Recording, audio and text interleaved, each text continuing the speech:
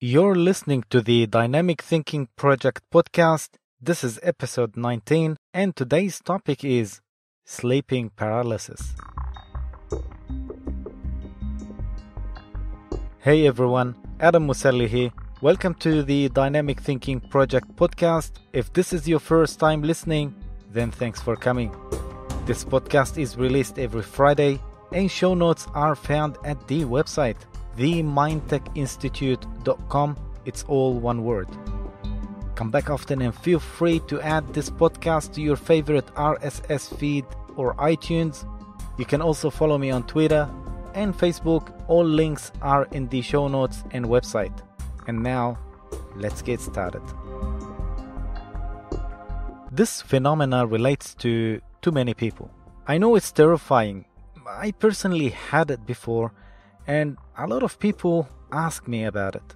You wake up to find yourself numb. You cannot move a muscle. You're awake, but it's dark.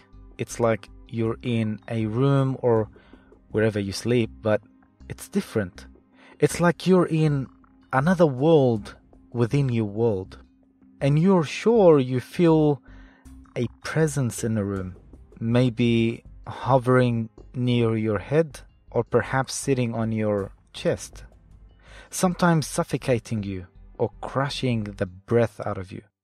You want to scream or call for help, but you cannot speak or no one can hear you, and you're still totally cataleptic or numb, helpless, terrified until you jolt, move, or wake up.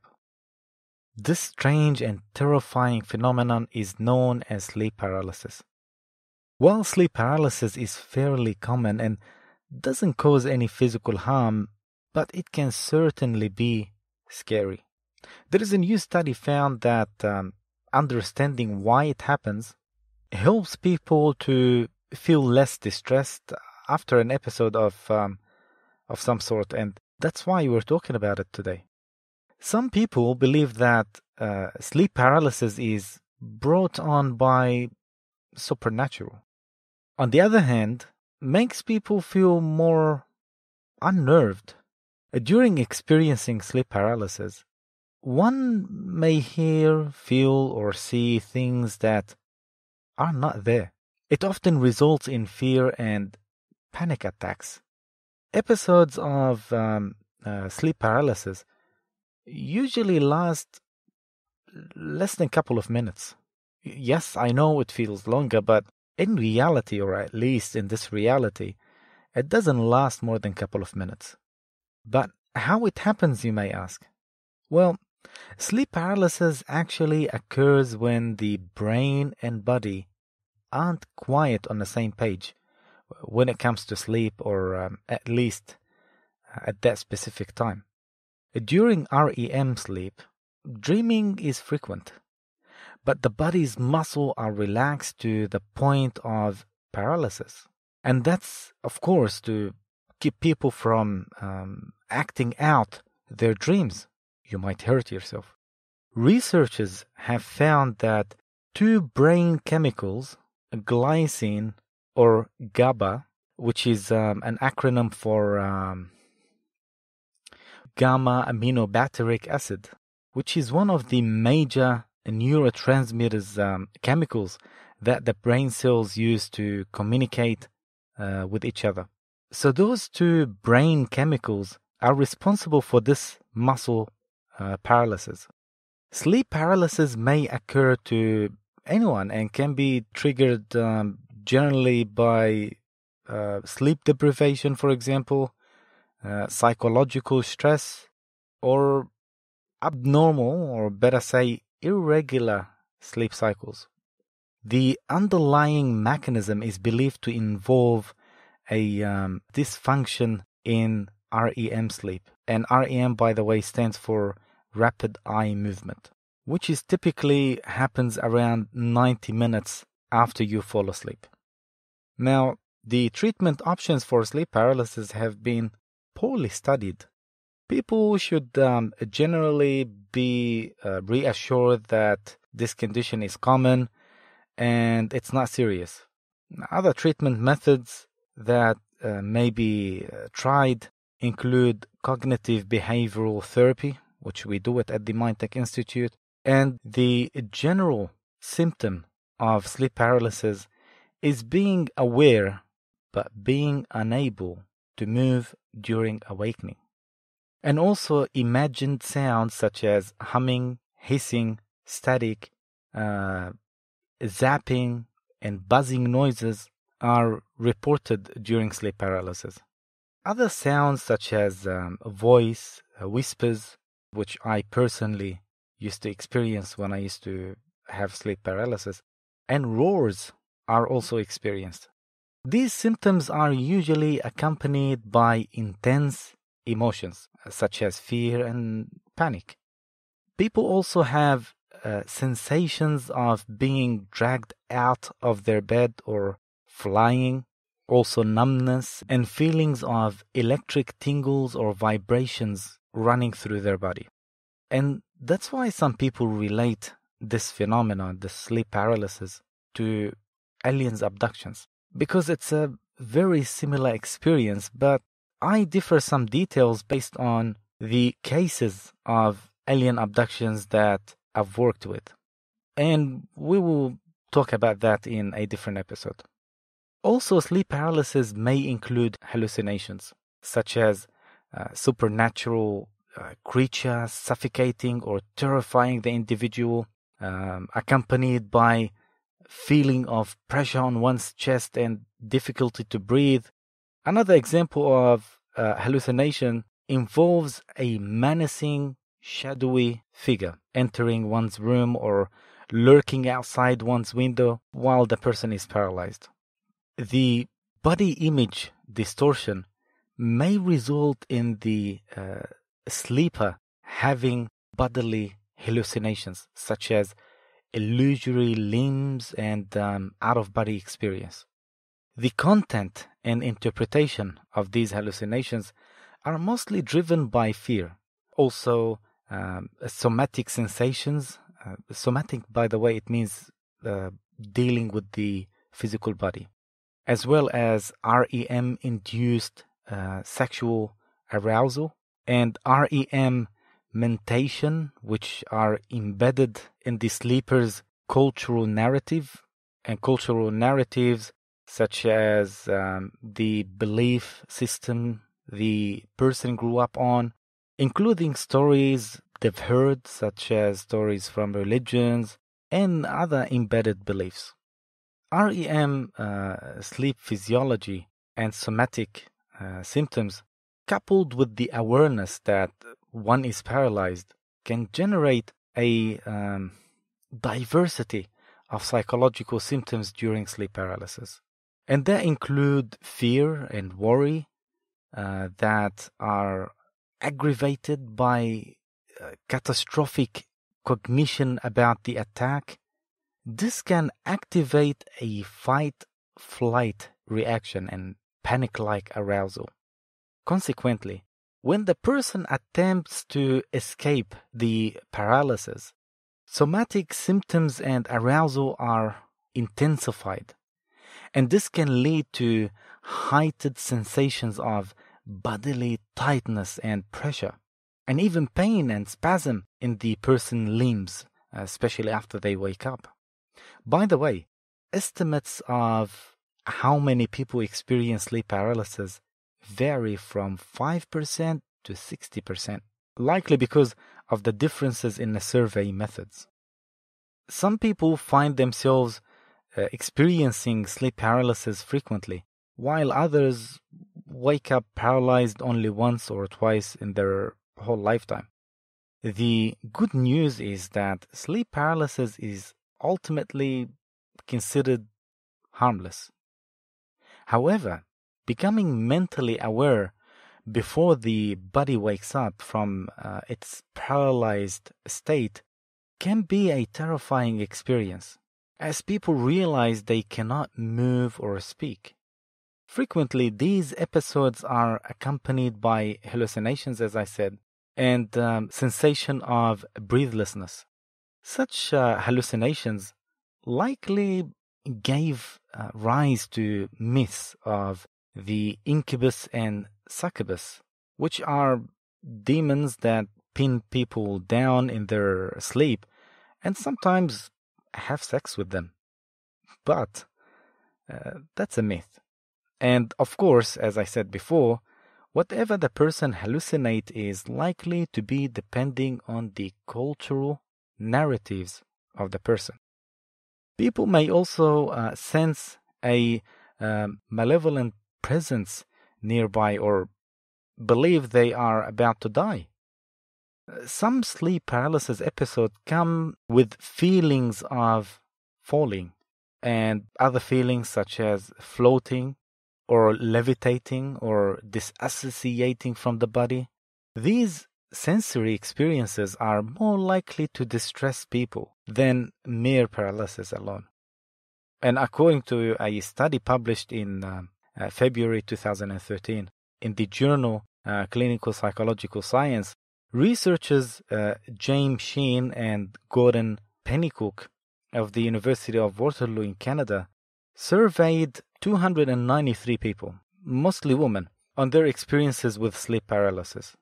They found that people were most distressed after an episode when hallucinations felt threatening and when they held supernatural beliefs regarding the cause of the paralysis.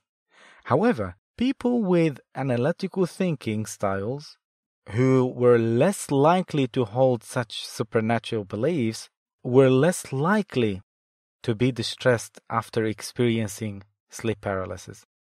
Nonetheless, the study couldn't pin down the causal relationship. Analytical thinkers may be more likely to seek out and believe scientific explanations for the condition rather than supernatural or myths or tales. Now, what do I personally think it is? And especially because I've experienced it before, and honestly, I got rid of it through hypnotherapy back in the days when I was a psychology student. Here what I think it is. Sleep paralysis is nothing but the mind is waking up before the body. And the reason that might happen could be related to too many things, such as genetic, and I think because of an unwanted habit. Let me say that again. Sleep paralysis may occur as an unwanted habit. For example, there is something we call in NLP and hypnotherapy an anchor, which is basically a locked-in habit, and it's the same as in psychology we call focalism. So it happened to you the first time when you were a child. Your mind woke up before your body. It was strange and intense feeling. You got scared because we usually get afraid of what we don't know. That unknown reason was left as a gap in your mind. And the mind hates gaps. And the mind tends to put all the pieces together to feel safe. For example, if I were to ask you now, pick a number in your mind, pick a number from 1 to 4. Most people will pick number 3. And I know most people, they picked already number 3. Because number 3 was missing from the sentence that I told you. Because when I said that sentence, I said 1, 2, 4. So actually I said all the numbers except 3. So 3 was a gap, and your mind fill out that gap. So you pick number 3. And the same thing here, that unknown feeling created a gap in your mind. And your mind started to fill out that gap with what is available in your mind, relying first on your cultural narratives, such as religions, religious stories, tales, stories you've heard from your parents or your grandparents or your neighbors or your cat or whatever. And those stories will start to create that hallucination, which will lead to panic, and panic will lead to fight-flight state, resulting in fright and more panic attacks. Those terrifying feelings combined with the feeling of the unknown, which is the mind wakes up before the body, created the anchor, or saved it as an unwanted habit. Now, an unwanted habit, it doesn't mean it doesn't happen. There are lots of unwanted habits that you have, but you're still doing them. You see, after your mind created the anchor or saved it as an undesired or unwanted habit, and you start getting it, the sleep paralysis, every time you do the same thing you have done the first time when you had it. It could be when you were a child. For example, let's say one day when you were a child, you forgot to do your homework. And you remembered just right before you fell asleep. You technically got stressed out about it even when you were asleep. You passed your REM sleep, which is about 90 minutes after you fall asleep. You're fully relaxed physically, but not mentally. Why, you may ask? Well, that's because your mind is working that you have to do your homework before you go to school. And then your subconscious mind made you wake up while you're supposed to be asleep because it's rushing you to wake up to do the homework. So your mind woke up while you're supposed to be asleep. The body is fully relaxed as total asleep, and your mind is wide awake. Now this feeling is terrifying because you think you're awake and you cannot move. But the fact is, you're not awake. It's only your mind is awake. So every muscle in your body is still asleep. So you panic because of the feeling of losing control of your body, and your mind starts to fill out that gap, which is the unknown feeling, from what you know. And of course, because you're terrified, all you start thinking of is terrifying stories and possibilities. Aliens, demons, incubus, succubus, all these stories, of course, because you're terrified. And of course, you're not going to think of romance while you're watching a terrifying movie, right? And it's exactly the same thing. Everything you see, hear, and feel during sleeping paralysis is nothing but mind illusions. Yes, I know they feel and they sound and they seem so real, but you'll be surprised what your mind can do and what your mind can show you. You should see what we teach at the hypnotherapy training. It's fascinating when you trick the mind and see what the mind is capable of. It's fascinating. So when you know that you had that feeling the first time because you forgot to do your homework and stressed about it, and that created the anchor or the trigger for the sleep paralysis. And you might ask me, well, I don't do homework now. I'm a grown person. And you're right. But we all have homework. We all have homework every day, and we all have stresses, and we sleep on them, don't we? So that is sleep paralysis in my experience, as personal experience, as well as dealing with clients during psychology, counseling, and hypnotherapy sessions. Now, how to deal with it?